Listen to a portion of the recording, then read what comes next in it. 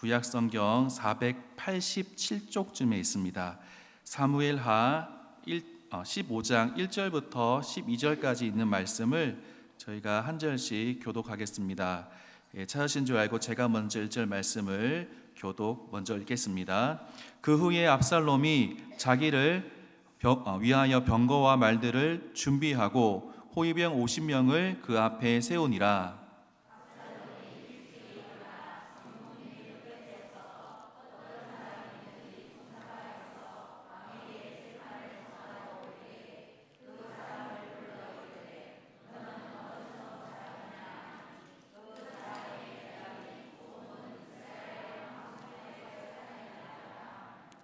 압살롬이 그에게 이르기를 보라, 내 일이 옳고 바르다마는 내 송사를 들을 사람을 왕께서 세우지 아니하셨다 하고,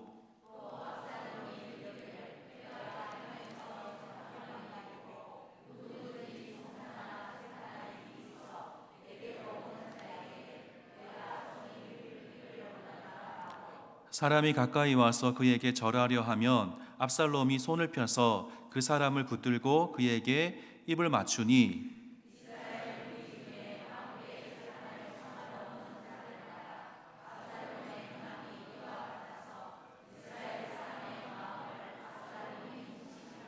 (4년) 만에 압살롬이 왕께 아뢰되 내가 여호와께 서원한 것이 있사오니 청하건대 내가 헤브론에 가서 그 서원을 이루게 하소서.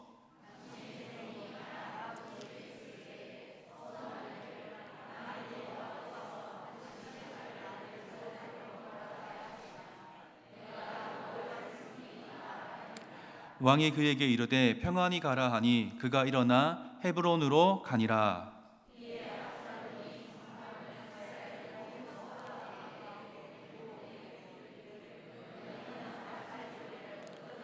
곧 말하기를 압살롬이 헤브론에서 왕이 되었다 하라 하니라.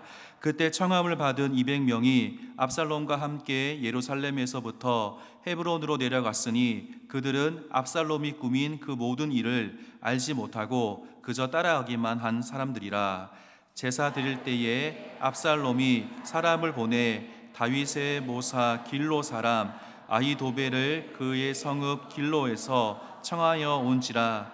반역하는 일이 커가매 압살롬에게로 돌아오는 백성이 많아지니라. 아멘. 오늘 또 수요예배에 오신 성도님들을 주님의 이름으로 사랑하고 축복하고 환영합니다.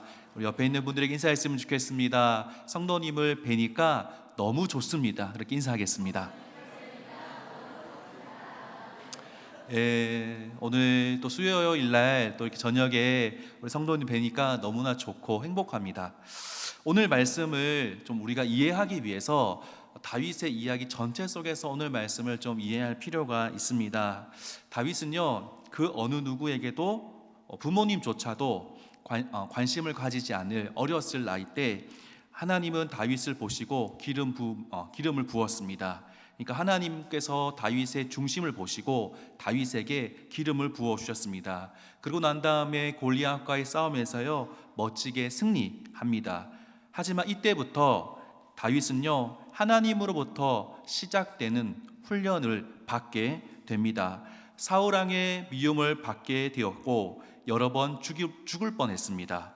그리고 이스라엘에 살지 못하고 원수의 나라인 블레셋으로 도피해서 살아야 했습니다. 하나님만 의지하는 광야의 학교에서 훈련을 받은 후에 다윗은 하나님의 인도하심을 따라서 헤브론에서 왕이 되고 또 7년 뒤에는 예루살렘에서 왕이 되었습니다. 사무엘 상하 말씀을 우리가 계속 보다 보면은 의도적으로 사울의 집과 다윗의 집을 비교하면서 다윗이 점점 더 강성해지는 모습을 묘사하게 됩니다. 다윗은요 사무엘하 10장까지는 꽤 괜찮은 모습을 우리에게 보여주고 있습니다. 하지만 11장부터는 다윗이 죄의 유혹을 이기지 못하고 죄의 유혹 속에 넘어지는 모습을 보게 됩니다. 다윗은요 아주 야비한 방법으로 죄를 짓습니다. 우리가 아는 다윗이 맞나? 내가 알던 다윗이 맞나? 할 정도로 마치 영화에 나오는 심각한 악당들, 정말 무시무시한 악당을 연상케 하는 그러한 죄를 짓게 됩니다. 바세바를 범하고 그 죄를 감추기 위해서 우리아를 불러들여서 결국 우리아까지 죽여버리는 그런 죄를 짓게 됩니다. 다윗은요, 뻔뻔하게도 이런 죄를 저질렀음에도 전혀 회개하지 않았습니다. 지난주에 우리가 말씀을 드린 것처럼 다윗은요, 나단에게 책망을 받은 뒤에야 회개하게 되었습니다. 사무엘하 12장 7절부터 9절까지 말씀에서 이렇게 말씀합니다. 나단이 다윗에게 이르되 당신이 그 사람이라 이스라엘의 하나님 여호와께서 이와 같이 이르시기를 내가 너를 이스라엘 왕으로 기름 붓기 위하여 너를 사울의 손에서 구원하고 내 주인의 집을 내게 주고 내 주인의 아내들을 내 품에 두고 이스라엘과 유다 족속을 내게 맡겼느니라. 만일 그것이 부족하였을 것 같으면 내가 내게 이것저것을 더 주었으리라. 그러한데 어찌하여 내가 여호와의 말씀을 업신여기고 나 보기에 악을 행하였느냐. 내가 칼로 햇사람 우리아를 치되 암몬 자손의 칼로 죽이고 그의 아내를 빼앗아 내 아내로 삼았도다. 하나님은 다윗에게 분명하게 책망하시고 그 죄를 밝혀주셨습니다. 그리고 나단은요, 다윗에게 하나님의 분명한 하나님의 형벌을 전합니다. 10절부터 12절까지 말씀입니다.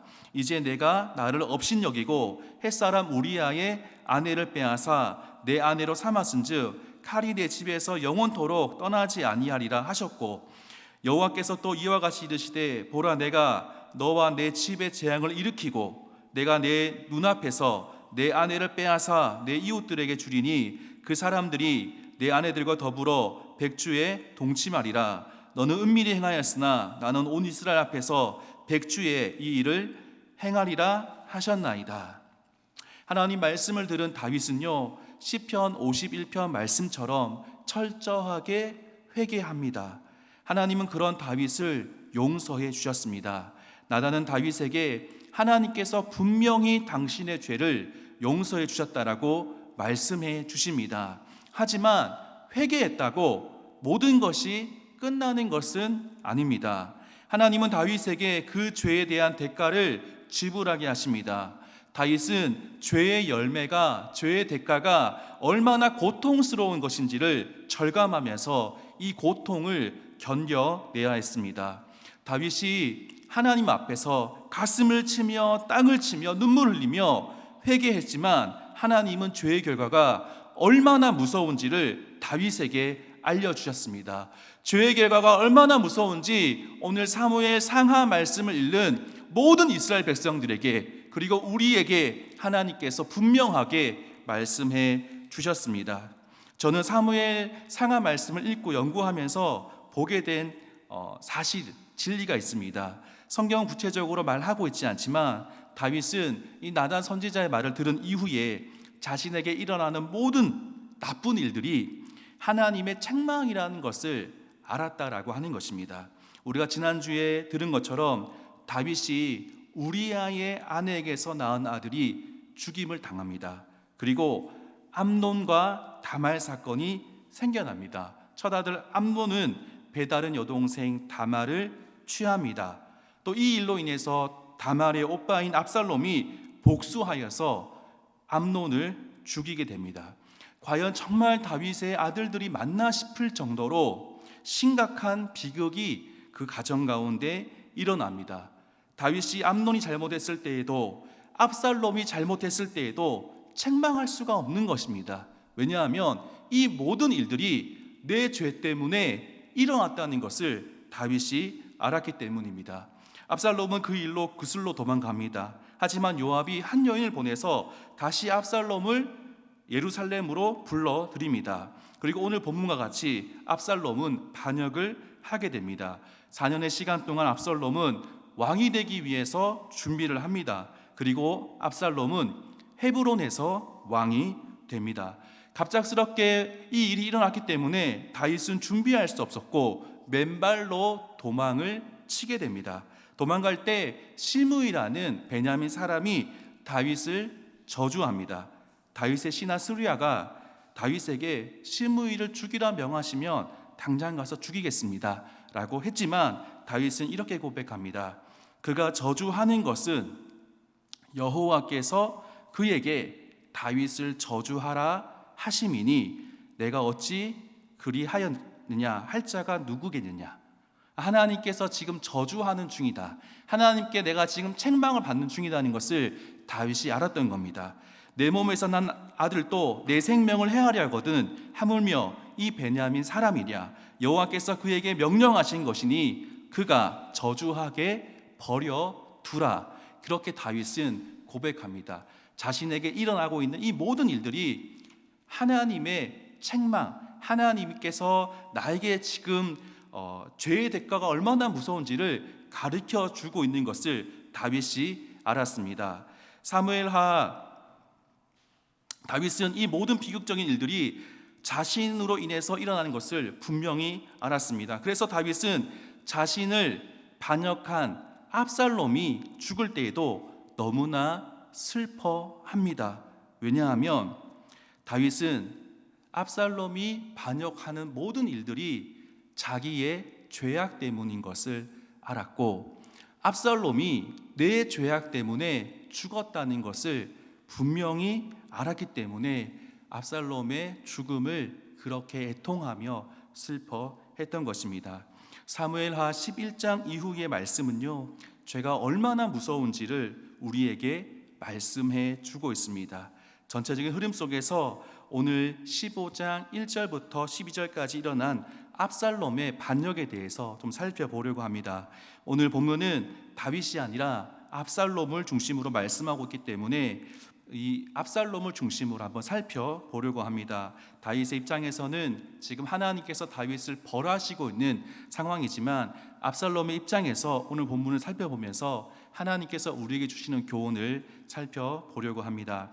압살롬은 누이 다말의 성폭행 사건으로 말미암아서 왕이 첫 번째 계승자인 암논을 제거하는데 성공합니다. 이제 압살롬은 본격적으로 왕위 찬탈을 위한 행보를 준비하기 시작합니다. 그의 반란을 도모하기 위해서 병거와 말들을 모으기 시작합니다. 그리고 호위병 50명을 앞세워서 자신의 세력을 과시합니다.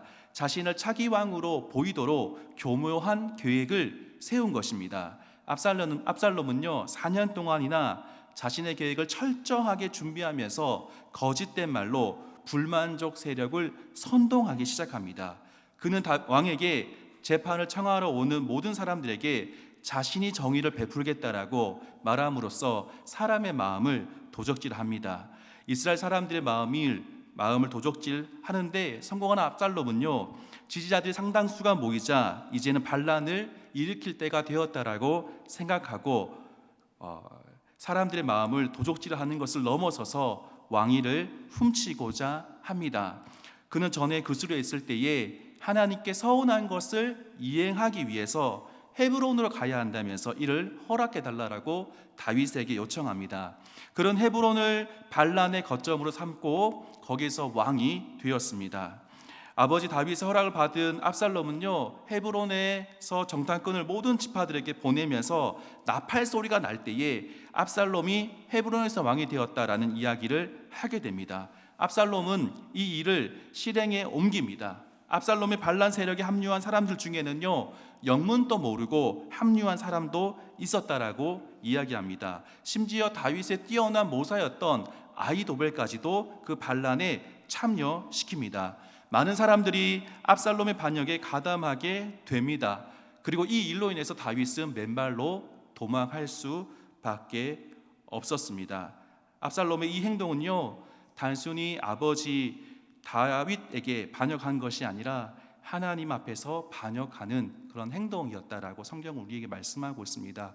오늘 이 말씀을 통해서 하나님께서 우리에게 말씀하는 것을 좀 살펴보길 소망합니다. 첫 번째로 우리는 사람이 아니라 하나님께 인정을 받아야 됩니다. 1절과 6절 말씀을 같이 읽겠습니다. 1절 6절 말씀을 같이 읽겠습니다. 시작.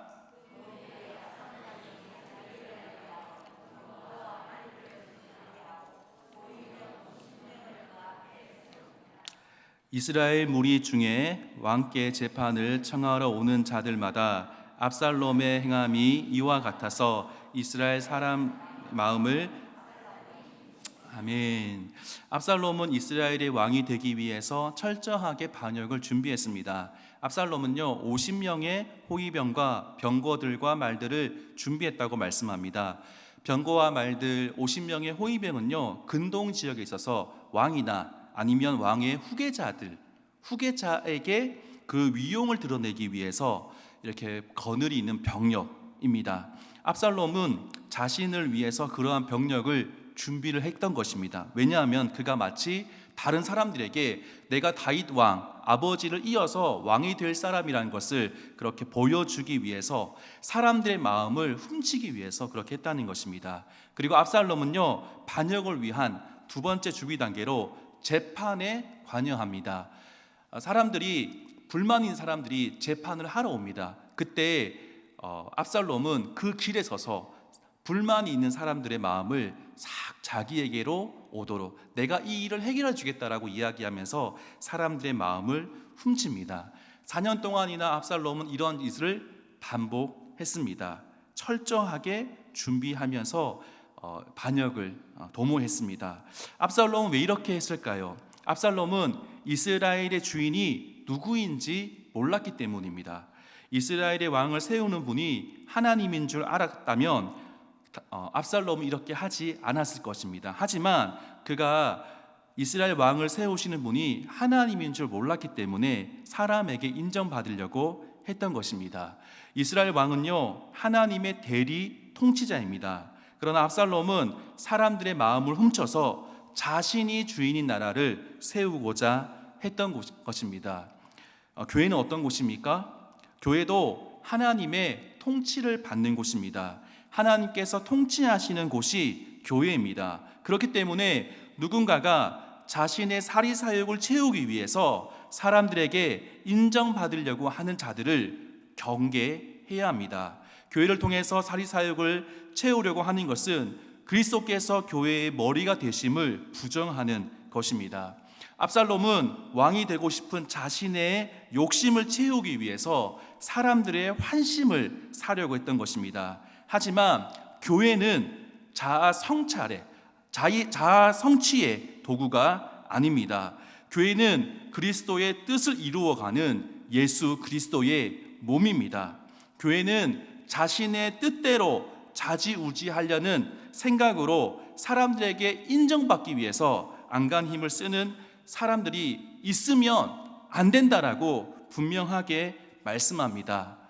교회를 다니다 보면은 목회자들 중에도 그러한 분들이 있습니다. 사람들의 마음을 사기 위해서 엄청 애를 쓰는 분들이 있습니다. 또한 장로님들 중에도 그러한 분들이 있는 것을 보게 됩니다. 교회는 그처럼 사람들에게 인정받으려고 하는 자들을 경계해야 됩니다. 그러한 자들을 지도자로 세우는 실수를 범하면 안 된다는 것입니다. 사랑하는 성도님들, 우리들의 모습은 어떻습니까? 사람들에게 인정받으려고 애를 쓰는 모습이 아닙니까? 저도 오늘 설교를 준비하면서요 월요일날 참 아침부터 저녁까지 붙들고 있었습니다. 설교를 잘 해보려고. 오늘 지금 마음이 좀 많이 급하고 시간이 많이 가서 막 급하게 하려고 하고 있는 것 같은데 어떻게 하면은 설교를 잘 할 수 있을까 욕심이 생기더라고요. 그러니까 설교 시간은 하나님 말씀을 대언하는 시간인데, 나를 증명하는 시간이 아니라 하나님 말씀을 대언하는 시간인데, 엉뚱한 생각을 하고 있는 제 모습을 발견하면서 하나님 앞에 다시 엎드리며, 하나님, 제가 아니라 하나님이 드러나는 시간이 될 수 있도록 기도하며 다시 설교를 준비했던 모습을 정직하게 되돌아봅니다. 교회에는 많은 사람들이 있습니다. 그렇기 때문에 인간관계를 절대 무시할 수 없습니다.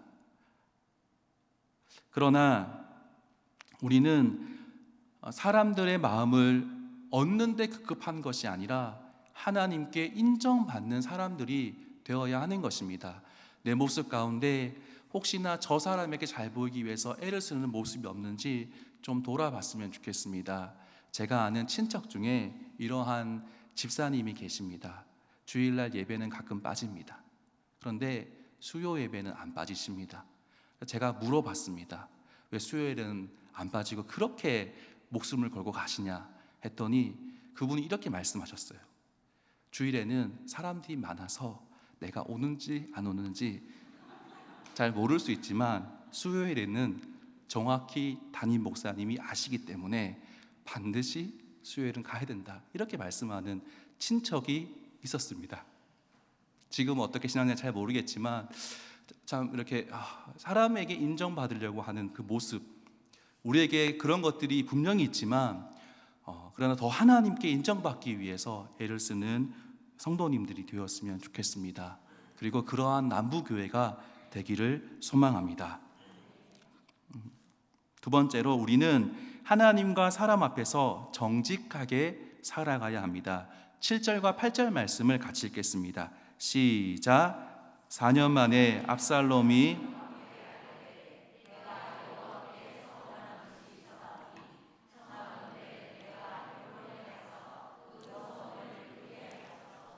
당신의 종이 아람 구술에 있을 때에 서원하기를, 만일 여호와께서 나를 예루살렘으로 돌아가게 하시면 내가 여호와를 섬기리이다 하였나이다.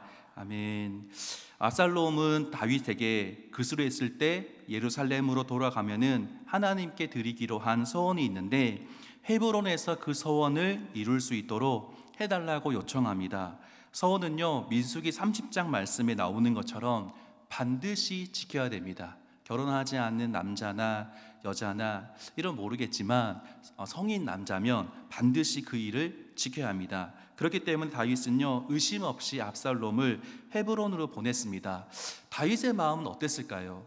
이제 드디어 압살롬이 정신을 차리고 하나님께 예배를 드리려고 하는구나, 하나님께 제사를 드리려고 하는구나 라고 생각했을지도 모릅니다.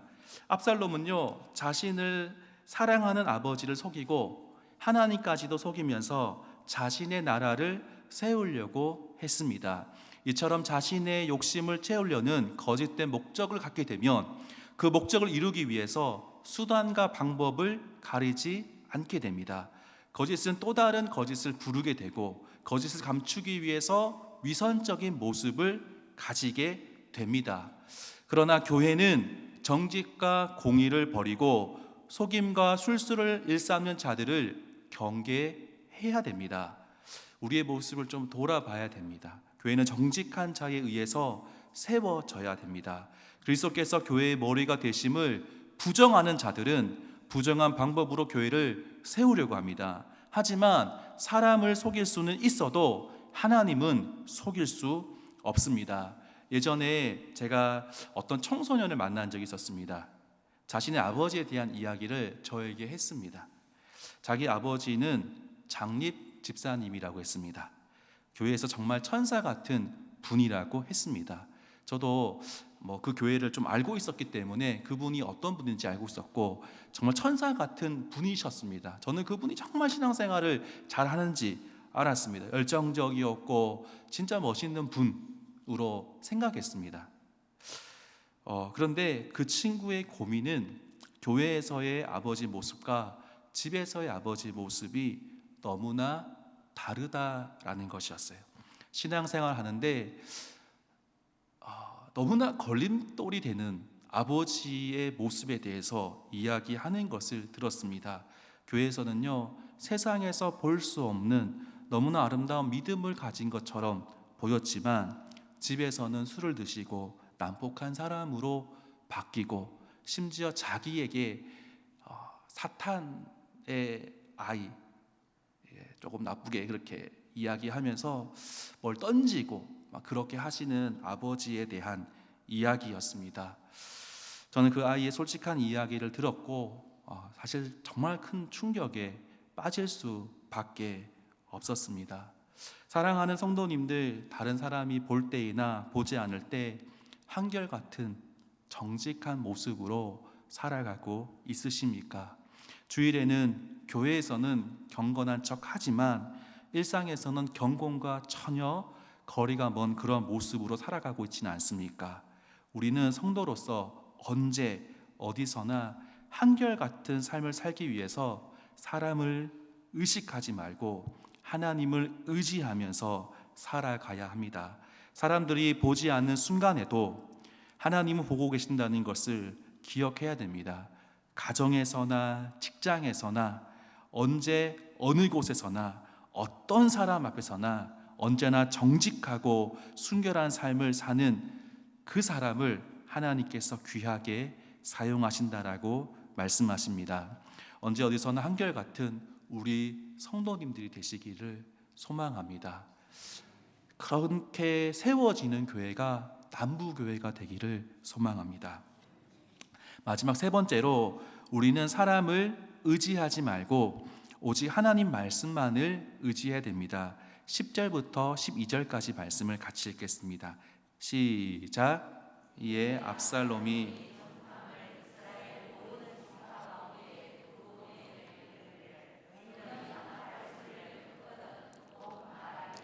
압살롬이 헤브론에서 왕이 되었다 하라 하니라. 그때 청함을 받은 200명이 압살롬과 함께 예루살렘에서부터 헤브론으로 내려갔으니 그들은 압살롬이 꾸민 그 모든 일들을 알지 못하고 그저 따라가기만 한 사람들이라. 제사 드릴 때 압살롬이 사람을 보내 다윗의 모사 길로 사람 아히도벨을 그 성읍 길로에서 청하여 온지라.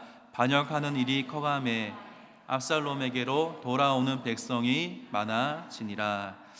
아멘.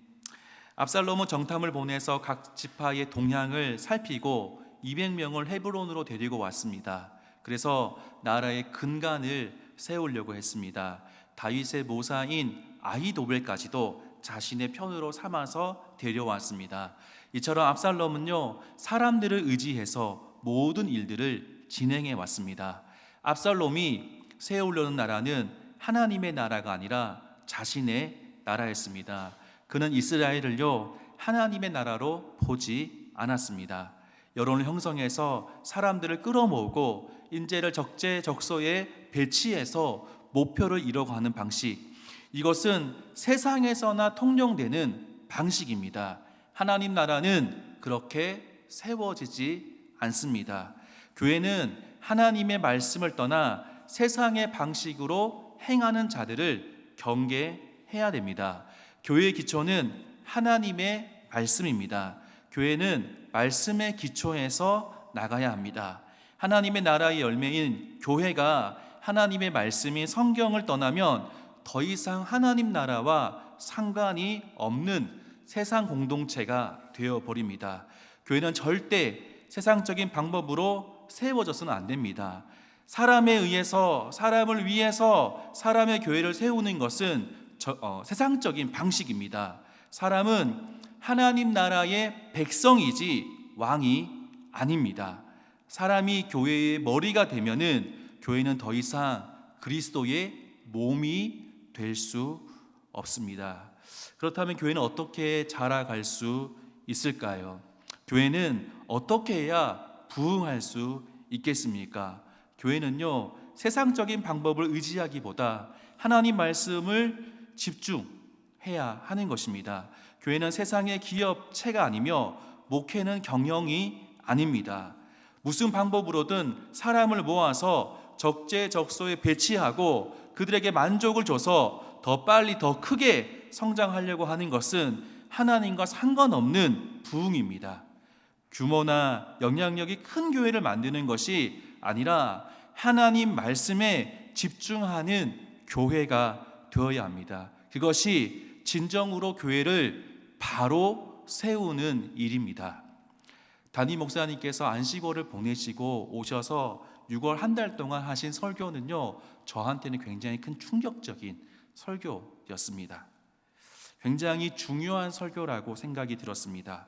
어떻게 보면은 좀 센 설교처럼 보이기도 합니다. 하지만 그 속에는 정말 교회의 핵심적인 가치가 있다는 생각을, 말씀을 들으면서 하게 되었습니다. 정말 이렇게 교회가 세워지면은 얼마나 좋을까, 말씀을 들으면서 그 생각을 계속해서 반복했습니다. 사실 저희가 한 달 동안 부른 찬양 기억나십니까? 사람이 넘치기보다 사랑이 넘치는 교회. 정말 쉽게 부를 수 있는 찬양이 아니라고 생각합니다. 예전에 교육 전도사로 교회 사역을 하고 있었습니다. 그때 한 분이 이렇게 저한테 말씀해 주셨어요. 전사님, 어떤 전사님이 능력이 있는 전사님인지 아세요? 그래서 어떤 분이 진짜 능력이 있는 분입니까? 저는 말씀을 잘 알고 기도를 잘하고 기도를 열심히 하고 이런 분이라 말씀할 줄 알았는데 그분이 저에게 이렇게 말씀하셨어요. 부서에 숫자가 늘어나면 그 사역자는 능력이 있는 사역자고, 숫자가 줄어들면 능력이 없는 사역자입니다. 물론 이 말이 다 틀렸다고는 할 수 없지만 이것만이 기준이 된다면 큰 문제가 될 수밖에 없는 것입니다. 제가 사역을 하면서 어떤 분을 만난 적이 있었습니다. 이분은요, 교회 안에서 이 부서에 있다가 저 부서에 있다가 계속 옮겨 다니는 분이셨어요. 그런데 이분은요, 참 놀라운 특징이 있었습니다. 이분이 사역할 때는 숫자가 전혀 늘지 않습니다. 그런데 희한하게도 이분이 나가기만 하면 숫자가 성장하는 것이었어요.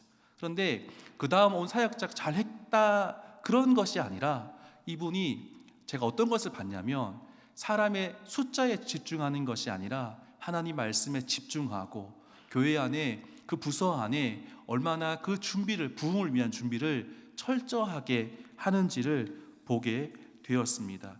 이분은 부흥을 위한 준비를 하시는 분이구나. 단순히 숫자에 매달렸다면 그런 일은 일어나지 않았을 것입니다. 숫자보다 더 중요한 것은 하나님 말씀대로 공동체를 세우는 것이었습니다. 우리 교회가 그러한 교회가 되기를 소망합니다. 우리가 섬기는 부서가, 내가 섬기는 공동체가 그러한 공동체가 되기를 간절히 소망합니다. 말씀을 마무리하겠습니다. 압살롬은 철저하게 자기의 나라를 세우기 위해서 노력했습니다. 그러나 우리는 주님 다시 오시는 그날까지 하나님 나라를 세워가는 교회가 되기를 힘쓰며 애쓰며 기도하는 우리 교회가 되길 소망합니다. 하나님 나라를 꿈꾸며 기도하는 남부교회가 되기를 간절히 기도합니다. 기도하겠습니다. 하나님 감사합니다. 오늘 본문에서 압살롬은 자기의 나라를 세우려고 애쓰는 모습을 보았습니다. 매우 은밀하게, 매우 전략적으로, 매우 인간적으로 자기의 나라를 세우려 했습니다. 하나님, 우리의 모습 속에 압살롬의 모습이 있지 않은지 정직하게 돌아봅니다. 하나님, 우리를 용서해 주시고 다시금 우리로 하여금 하나님 마음을 아프게 하는 모습이 아니라 하나님 보시기에 정말 기뻐하는 그러한 모습 될 수 있도록 주님 도와주시옵소서. 다시금 우리의 모습을 돌이켜서 하나님께 나아갈 수 있도록 주님 도와주시옵소서. 사람이 아니라 하나님께 인정받게 하시고 사람을 속이며 이중적인 모습을 하는 것이 아니라 정직하게 일관되게 경건하게 살아갈 수 있도록 주님 도와주시옵소서. 사람을 의지하는 것이 아니라 오직 하나님 말씀만을 의지할 수 있는 저희들 될 수 있도록 주님 도와주시옵소서. 감사합니다. 예수님의 이름으로 기도드리옵나이다. 아멘.